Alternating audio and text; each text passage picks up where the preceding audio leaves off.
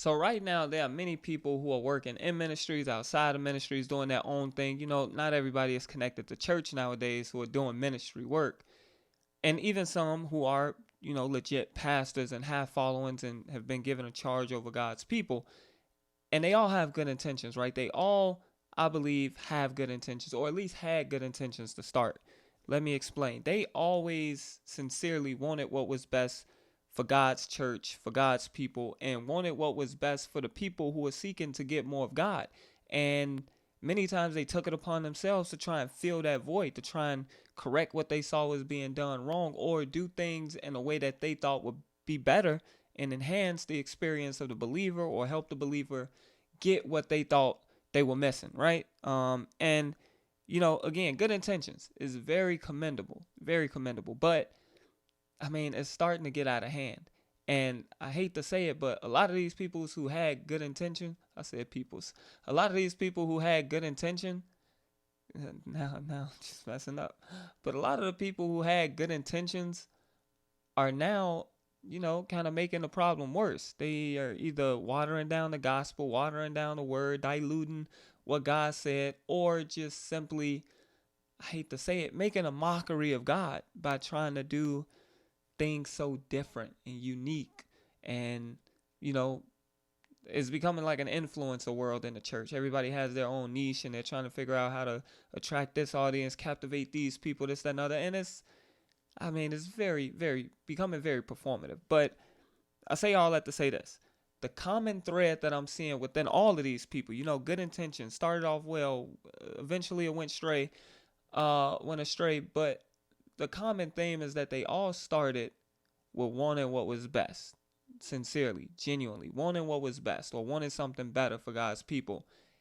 And then they started to compromise. Somewhere along the way, they began to compromise what they knew was the standard of God. And don't get me wrong, you can clearly see the standard of God within His Word by reading the stories of other people and throughout history how God addressed certain things. But then you should also know the standard of God just by being in fellowship and relationship with Him. So if you claim to have any type of spiritual discernment, or be ahead the head of any type of ministry, you should be fellowshipping with God. And fellowship with God comes with understanding His nature, understanding His character, understanding things that please Him versus those things that aren't pleasing to Him. So you should know that distinction.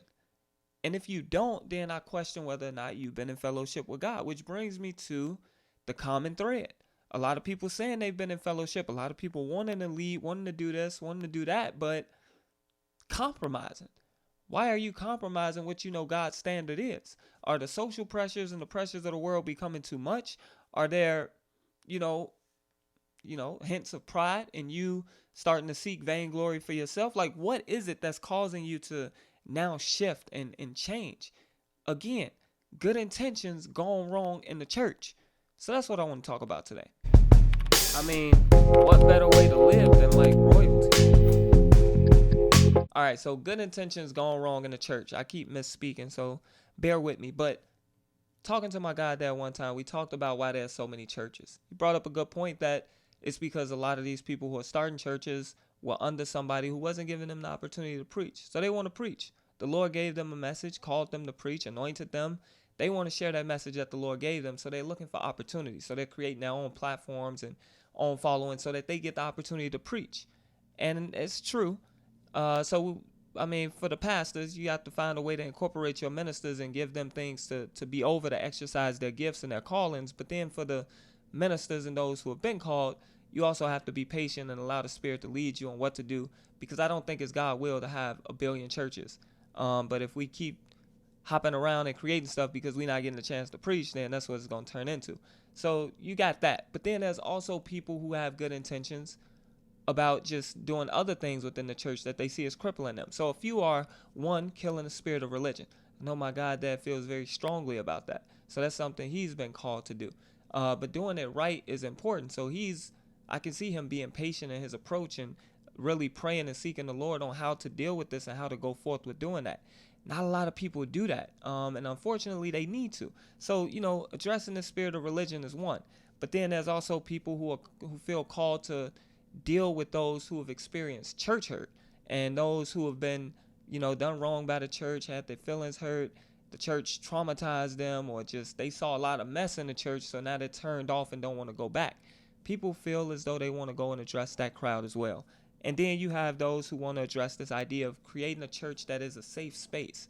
I don't mean to use quotations because safe space is important, but working in a nonprofit and in that world, there's a lot of DEI and a lot of other things that are going forth that's making this idea of safe space seem a little too compromising and a little too complex for something that should be simple, right? Safe space, everybody feel comfortable and safe without pushing your beliefs and agendas onto other people. But when we're talking about the house of the Lord, safe space should be natural, right?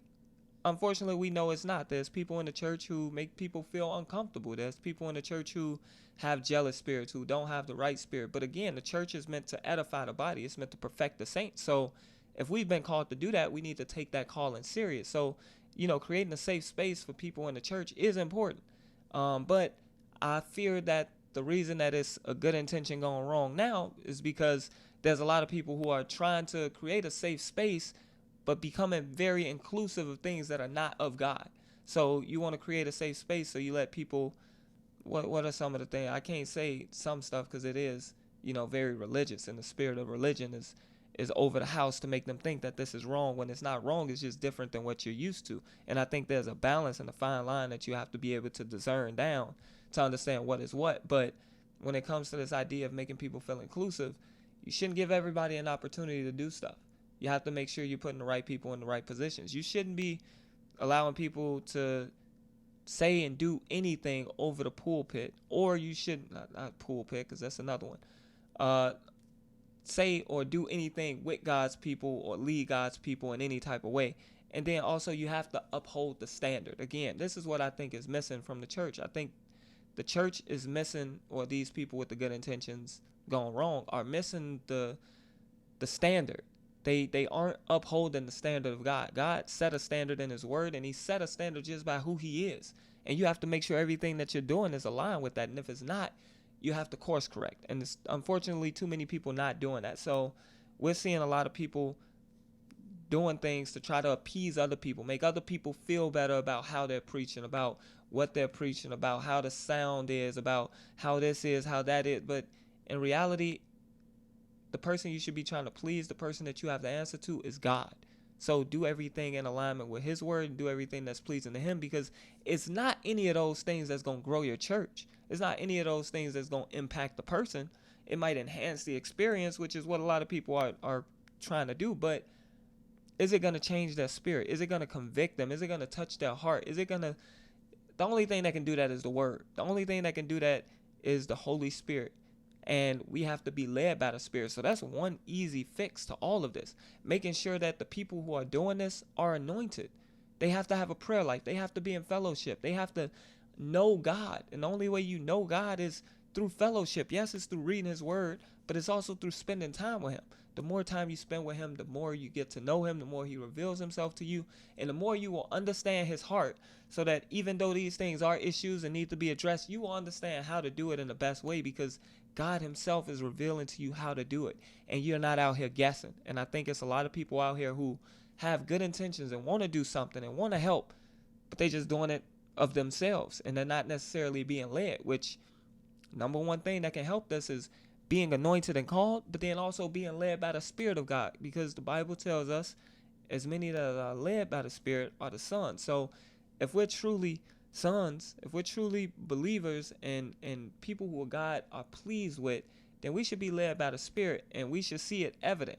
We should see the evidence of it. So all of these preachers and people leaving to start their own churches, all of these people going out and doing this stuff, I mean, we know you by the fruit that you bear. So what is the result of the things that you're doing to see whether or not it's of God? And that's how I've been trying to objectively see all of this. But if I'm being subjective, then the only subjectivity I have is what I see in the word and aligning everything to this as the standard, which is also a way of being objective. But that's neither here nor there.